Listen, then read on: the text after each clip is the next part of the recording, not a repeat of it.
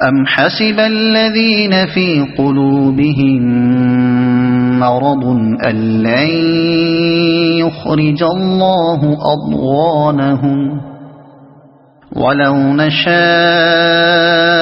لأريناكهم فلعرفتهم بسيماهم وَلَتَعْرِفَنَّهُمْ فِي لَحْنِ الْقَوْلِ وَاللَّهُ يَعْلَمُ أَعْمَالَكُمْ۔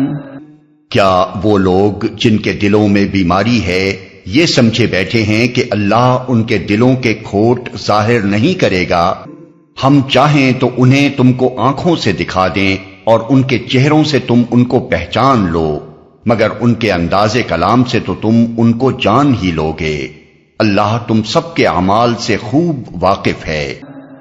وَلَنَبْلُوَنَّكُمْ حَتَّى نَعْلَمَ الْمُجَاهِدِينَ مِنكُمْ وَالصَّابِرِينَ وَنَبْلُوَ أَخْبَارَكُمْ إِنَّ الَّذِينَ كَفَرُوا وَصَدُّوا عَن سَبِيلِ اللَّهِ وَشَاقُّوا الرَّسُولَ مِن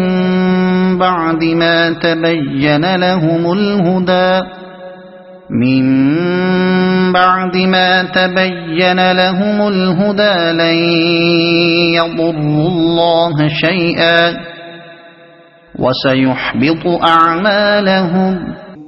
ہم ضرور تم لوگوں کو آزمائش میں ڈالیں گے تاکہ تمہارے حالات کی جانچ کریں اور دیکھ لیں کہ تم میں مجاہد اور ثابت قدم کون ہیں۔ جن لوگوں نے کفر کیا اور اللہ کی راہ سے روکا اور رسول سے جھگڑا کیا جبکہ ان پر راہ راست واضح ہو چکی تھی، در حقیقت وہ اللہ کا کوئی نقصان بھی نہیں کر سکتے، بلکہ اللہ ہی ان کا سب کیا کرایا غارت کر دے گا۔ اس فقرے کے دو مطلب ہیں، ایک یہ کہ جن کاموں کو انہوں نے اپنے نزدیک نیک سمجھ کر کیا ہے اللہ ان سب کو ضائع کر دے گا اور آخرت میں ان کا کوئی اجر بھی وہ نہ پا سکیں گے۔ دوسرا مطلب یہ کہ جو تدبیریں بھی وہ اللہ اور اس کے رسول کے دین کا راستہ روکنے کے لیے کر رہے ہیں وہ سب ناکام و نامراد ہو جائیں گی۔ یا ایھا الذین آمنوا اطیعوا اللہ واطیعوا الرسول ولا تبطلوا اعمالکم۔ اے لوگو جو ایمان لائے ہو، تم اللہ کی اطاعت کرو اور رسول کی اطاعت کرو اور اپنے اعمال کو برباد نہ کر لو۔ بالفاظ دیگر اعمال کے نافع اور نتیجہ خیز ہونے کا سارا انحصار اللہ اور اس کے رسول کی اطاعت پر ہے۔ اطاعت سے منحرف ہو جانے کے بعد کوئی عمل بھی عمل خیر نہیں رہتا کہ آدمی اس پر کوئی اجر پانے کا مستحق ہو سکے۔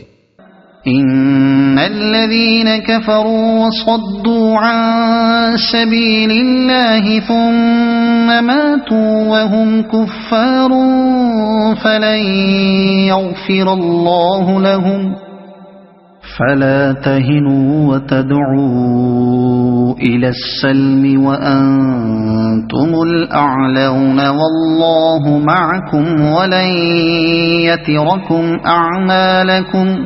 کفر کرنے والوں اور راہ خدا سے روکنے والوں اور مرتے دم تک کفر پر جمے رہنے والوں کو تو اللہ ہرگز معاف نہ کرے گا۔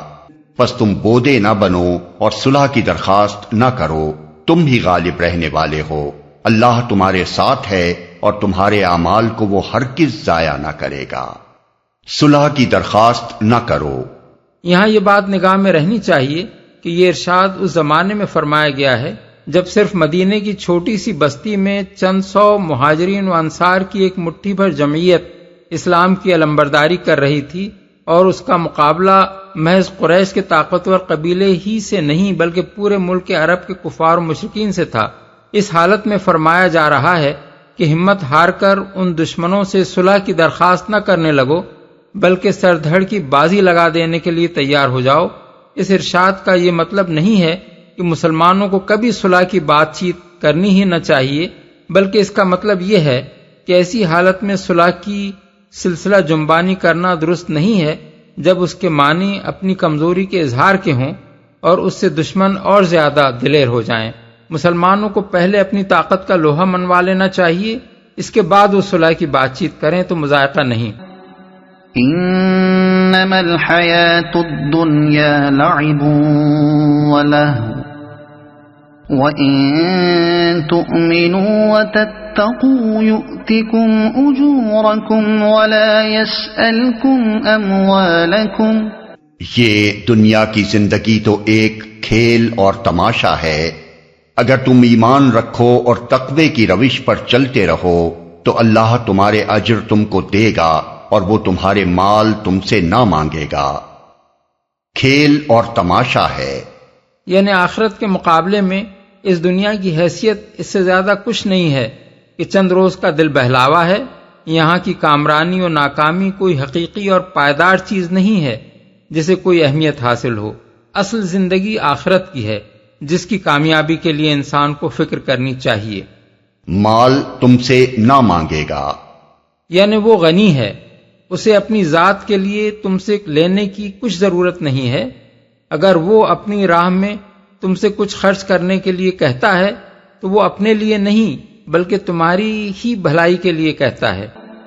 إن يسألكموها فيحفكم تبخلوا ويخرج أضغانكم۔ اگر کہیں وہ تمہارے مال تم سے مانگ لے اور سب کے سب تم سے طلب کر لے تو تم بخل کرو گے اور وہ تمہارے کھوٹ ابھار لائے گا۔ یعنی اتنی بڑی آزمائش میں وہ تمہیں نہیں ڈالتا جس سے تمہاری کمزوریاں ابھر آئیں۔ ہا انتم هؤلاء تدعون لتنفقوا في سبيل الله فمنكم من يبخل ومن يبخل فإنما يبخل عن نفسه والله الغني وأنتم الفقراء وَإِن تَتَوَلَّوْا يَسْتَبْدِلْ قَوْمًا غَيْرَكُمْ ثُمَّ لَا يَكُونُوا أَمْثَالَكُمْ۔ دیکھو تم لوگوں کو دعوت دی جا رہی ہے کہ اللہ کی راہ میں مال خرچ کرو، اس پر تم میں سے کچھ لوگ ہیں جو بخل کر رہے ہیں، حالانکہ جو بخل کرتا ہے وہ در حقیقت اپنے آپ ہی سے بخل کر رہا ہے۔ اللہ تو غنی ہے، تم ہی اس کے محتاج ہو۔ اگر تم منہ موڑو گے تو اللہ تمہاری جگہ کسی اور قوم کو لے آئے گا اور وہ تم جیسے نہ ہوں گے۔